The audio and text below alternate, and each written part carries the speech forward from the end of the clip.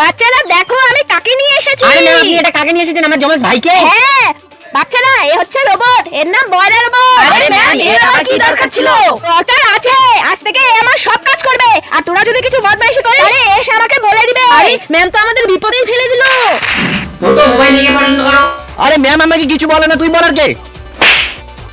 আমি রোবট, আমাকে জল দিলে আমি নষ্ট হয়ে যাবো। আজকে আমি তোকে নষ্টই করে দিব।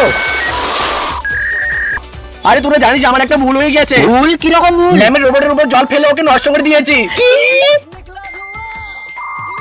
ফটো, তুই এটা কি করেছিস? এখন কি হবে? আইডিয়া।